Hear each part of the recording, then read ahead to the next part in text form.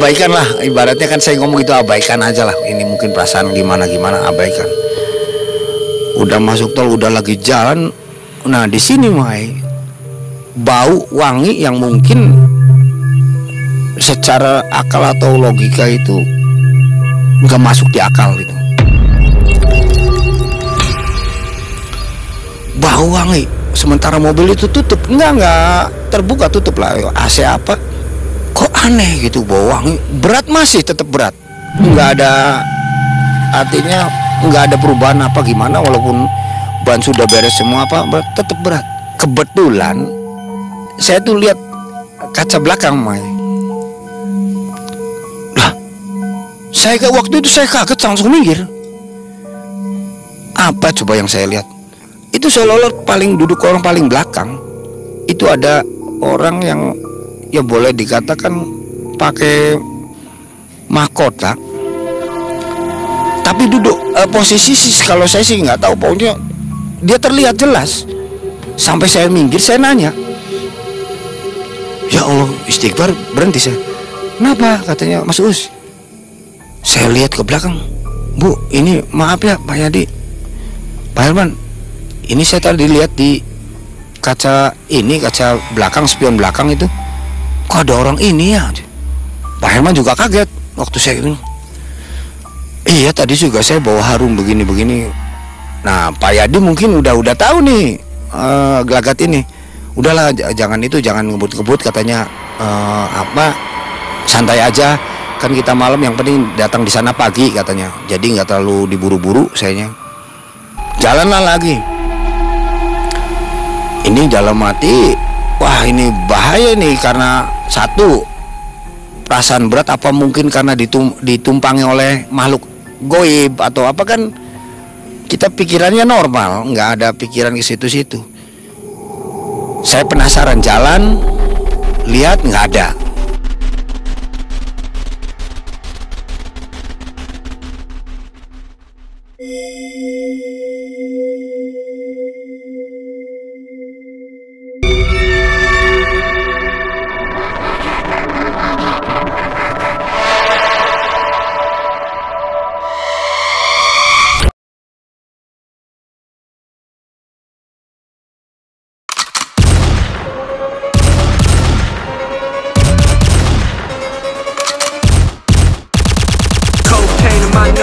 Got rose in my cup though. Shawty climbing my.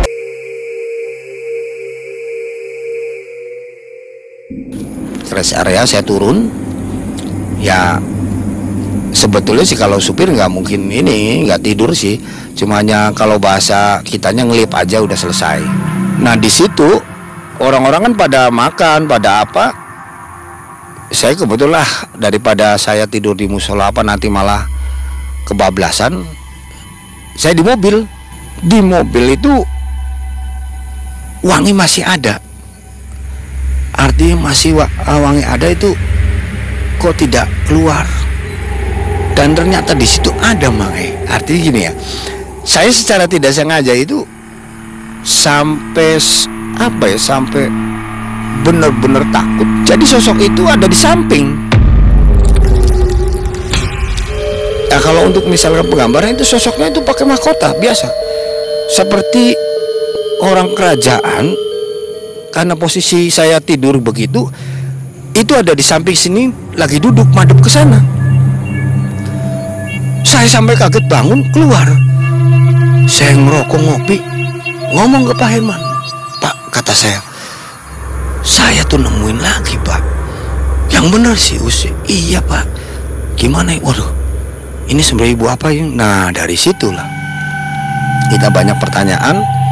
Nah ibu itu ngomong, udah jangan itu, saya sih emang udah punya rencana katanya, tapi kita nggak boleh ngomong. Udah yang penting kita jalanin aja, jalanin sampai kira-kira sampai ke tujuan kita gitu kan.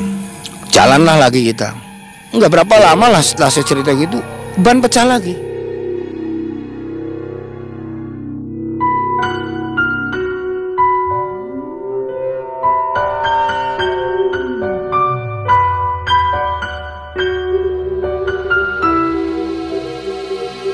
Udah pokoknya cash sudah Pak Yadi kan sudah bakal tahu nih akan ada kendala-kendala ini.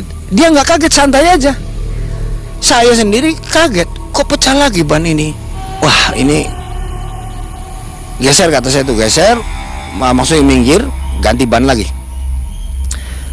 Pak Yadi malah kalau misalkan nanti kalau keluar tol, carilah ban lagi. Jadi jangan sampai nanti kejadian begini lagi, katanya. Ya udah Pak, nggak apa-apa. Udah jalan lagi. Setelah kejadian kedua itu ada, ini mungkin apakah fata morgana saya atau apa itu, yang tadi saya lihat di mobil dan di kaca itu seolah-olah ada di depan, jadi ada di depan itu, makanya jadi posisinya kayak kita tuh nabrak tapi dia mapasin gitu loh. Nah, seperti apa ya, seperti ya samar gitu bayang, tapi nah ini orang yang ini, kata saya tuh, tapi hilang gitu loh, ditabrak itu nggak ada.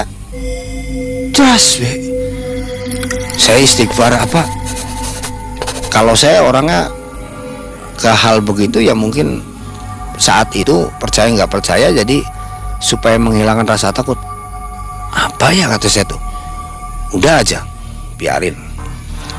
Jadi bener, dari perjalanan awal itu saya menduga setelah dari Batu Bleneng itu ada yang ikut ke kita.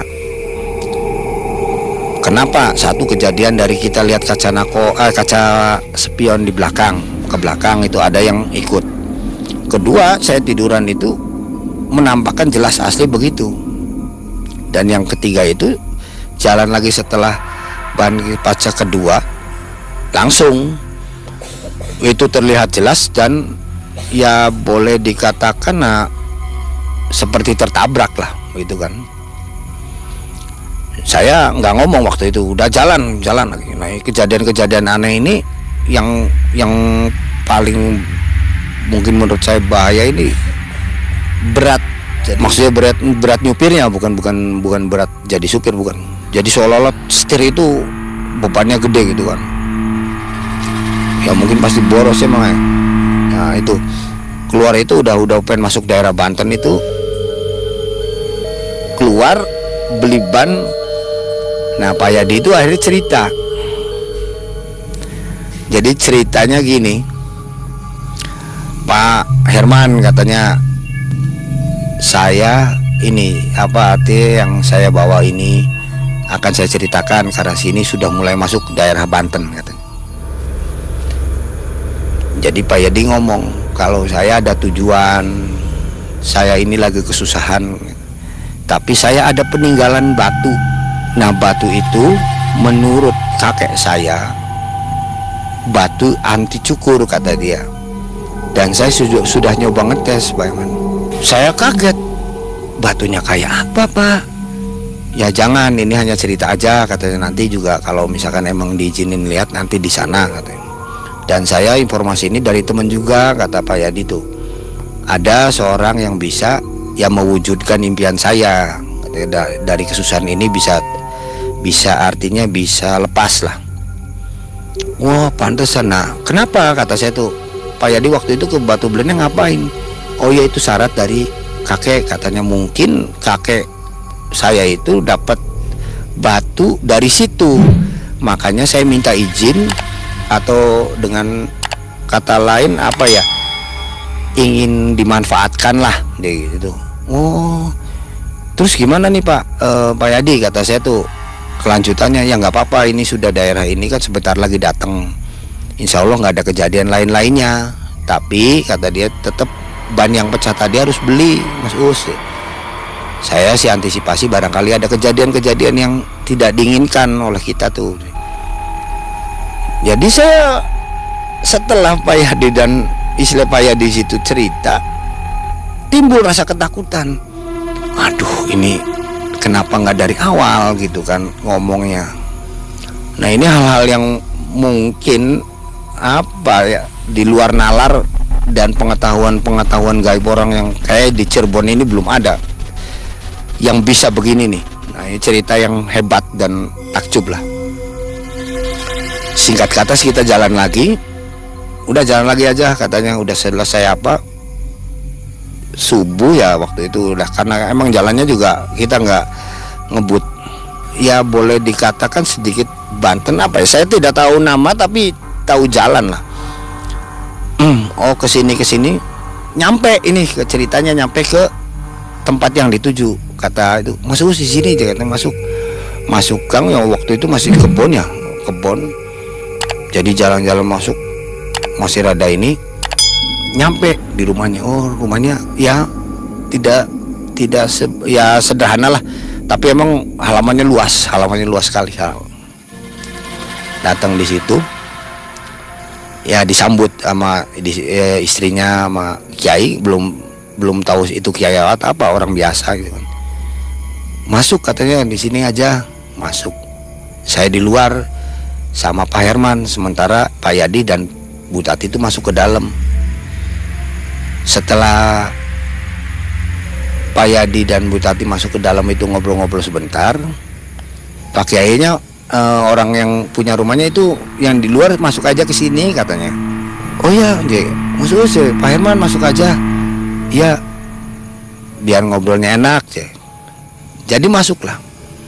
Masuk situ ternyata Pak itu tuh orangnya biasa, pakai kopiah hitam, pakai sorban. Oh ini tuh kayak kiai kata saya tuh.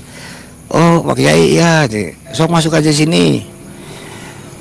Nah Pak Kiai ngomong, Bu, ini harus kita terbuka di sini, sudah di sini.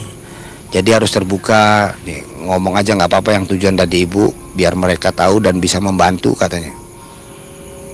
Oh iya Pak, iya kan. Gini Pak, saya tuh punya batu anti cukur.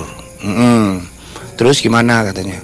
Saya ini kebetulan lagi tertimpa masalah, ya artinya banyak yang diperlukan, ya bahasa itunya mau bayar hutang lah, gampangnya gitu kan. Dan saya perlu uang Pak, bagaimana katanya. Oh ya mana Bu, kata Pak Kiai. Mana? Batunya boleh dikatakan bukan merah ya, tapi kayak, kalau kata saya sih itu kayak semacam safir. Kalau kata saya kecil, batunya kecil sekali.